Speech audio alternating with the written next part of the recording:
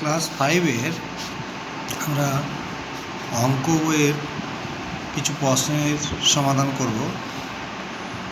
দেবব্রতবাবু তার 6 মাসের আয় দিয়ে 7 মাসের খরচ চালায়, তাহলে তার মাসিক খরচ দেওয়া আছে 12,270 টাকা, হলে মাসিক আয় কত? তাহলে খরচটার সঙ্গে খরচটার সম্পর্ক হবে। তাহলে এখানে মাসিক খরচ দেওয়া আছে, তাই এটার সঙ্গে 7 মাসের খরচ গুণ করতে হবে। যেটা 7 দিয়ে গুণ করে যেটা বের হবে সেটা 7 মাসের খরচ হবে, আর 7 মাসের খরচ মানেই 6 মাসের আয়, তাহলে 6 মাসের আয় সেটা হবে।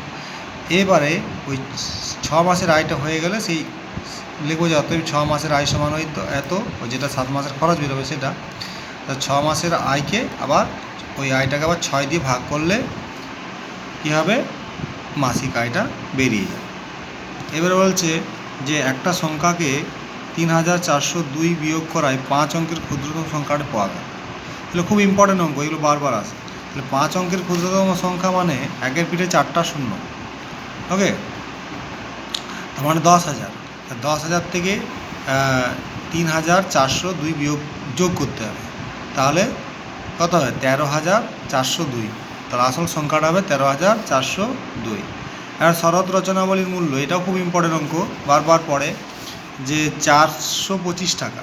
রতিনবাবু ঠিক করেছে যে 112 জন ছাত্রছাত্রীকে ওই বইটা দেবে, তাহলে একটি করে দেবে, তাহলে 112-র সঙ্গে 425কে গুণ করতে হবে, তাহলে ওই তিনি এত টাকা খরচা করবেন বইয়ের জন্য।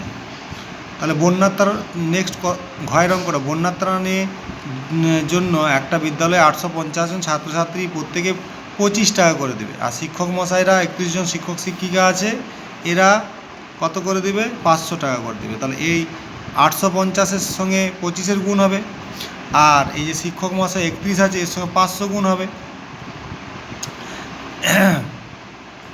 সেটা যা হবে এই দুটো গুণ করে যেগুলো হবে সেই দুটো যোগ করতে হবে, তাহলে এত টাকা চাঁদা উঠবে। তারপর বলছে 3টে ঘন্টা একসঙ্গে বাজার পর 15 সেকেন্ড, 20 সেকেন্ড, 25 সেকেন্ড অন্তর বাজে, তাহলে কতক্ষণ পর ঘন্টাগুলো আবার একসাথে বাজবে? আরে এটা 5 সেকেন্ড, হ্যাঁ এটা 5 মিনিট পর আবার বাজবে। যদি কেন না, এগুলো সব লসাগু করলে 300 সেকেন্ড বেরোবে। 300কে যদি আমরা সেকেন্ডকে আমরা মিনিটে কনভার্ট করি তো 60 দিয়ে ভাগ করবো, তা 300 60 5 300, তাহলে 5 মিনিট পর আবার এগুলো বাজবে। প্রথম ঘন্টাটা কবার বাজবে? তো 300কে 15 দিয়ে ভাগ করলে 20 হবে, 20 বার বাজবে। দ্বিতীয়টা আবার 20 আছে, তাহলে দ্বিতীয় ঘন্টাটা 15 বার বাজবে। তৃতীয়টা 25 সেকেন্ড আছে, 25কে 300কে 25 দিয়ে ভাগ করলে 12 হবে, তা তৃতীয় ঘন্টাটা 12 বার বাজবে। এভাবে তোমরা এই অঙ্কগুলো করবে। অঙ্কগুলো খুব সহজ বটে, কিন্তু অঙ্কগুলো বারবার পড়ে।